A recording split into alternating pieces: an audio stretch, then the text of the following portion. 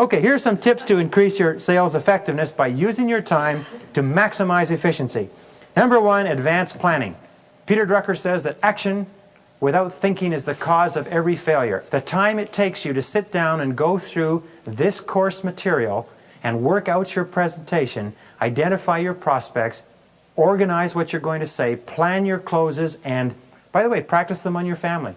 Practice them on your children. Practice them on your bosses. Practice them in your office if you like. Practice them on your fellow salespeople, and especially practice them on your prospects. Because there's nothing that will make you more fluent in selling than going out and actually doing it. When you're spending 2 or 3 or even 4 or 5 hours a day with customers explaining in the high-tension situation of selling, it's draining. It just will exhaust you. You can come home at the end of a selling day and be wiped. If that's the case, go to bed early. Get 10 hours sleep. Get 12 hours sleep. But you owe it to yourself and you owe it to your success to be fresh. Read 20 to 30 minutes in sales, motivation, or inspiration every morning to get started right. Get up early enough to sit and think and reflect and plan your day and learn and read. This is the most valuable lesson that I've ever given to anyone in sales. I do it myself every morning. If I go to bed at 5 o'clock in the morning and I have an appointment at 9, I get up at 7 or 7:30 so I can spend the time to read. Because I find that if you spend 30 minutes reading every morning, your whole day gets set off right. If you don't spend the time reading, what you do is you're just like an athlete that rushes onto a field into competition without any warm-up period. Schedule your first appointment early. Very important, especially the people that are the hardest to get to. Very often they're the ones that are in the office at 7 or 7:30. Sometimes they're in even earlier. And they're the ones often who stay in the office till 5:30 or 6. And if you will offer to meet them early, meet them in their office for coffee at 7:30 in the morning, often they're just wide open to it.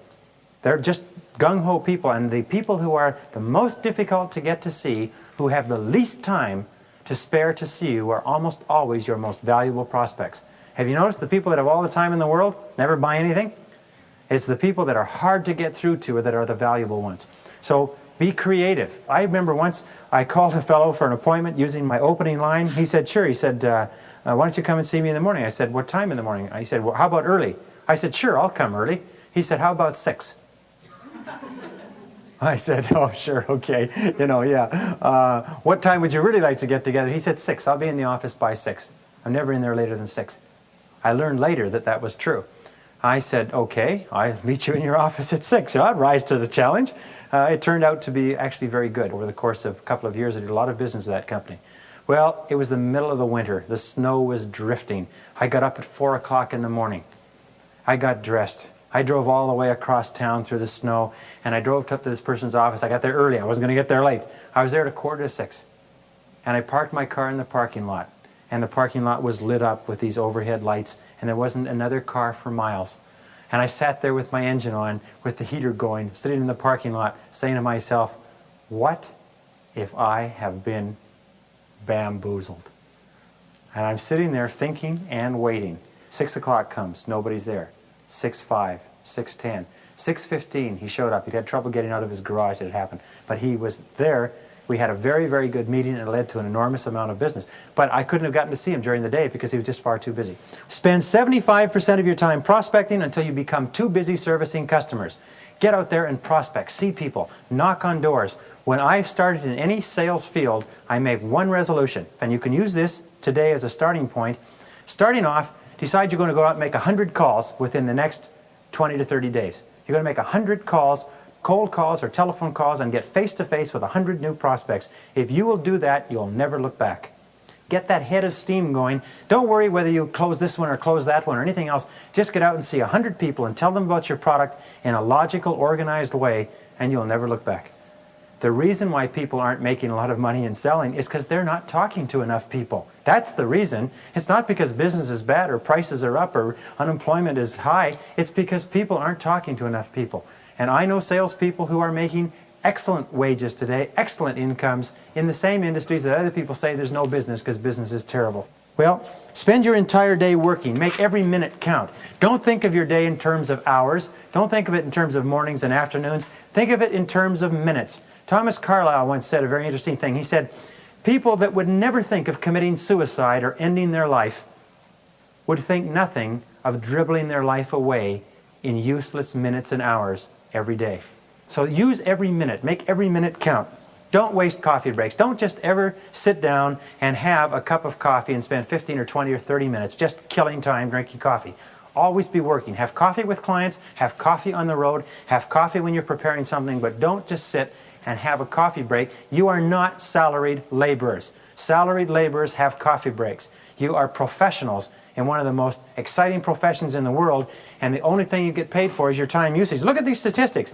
If you save 20 minutes every morning and 20 minutes every afternoon by never taking coffee breaks, or by using that time usefully, that's 2 coffee breaks a day times 20, times 5 days a week, working days, times 50 weeks a year, which is the number of weeks you work, it works out to 10,000 minutes. Do you know what 10,000 minutes works out to? It works out to about 166 hours a year. 166 hours equals 4 plus weeks of 40-hour weeks of working time. It equals an additional month's income per year just by not wasting coffee breaks. What's even worse is, look at the next statistic. Work at lunchtime. Never sit around eating lunch. Never go out and waste time eating lunch. Use your lunch hours. If you cannot be calling on people or having lunch with prospects or customers, use your lunch hours to get ready to be out at it again immediately after lunch.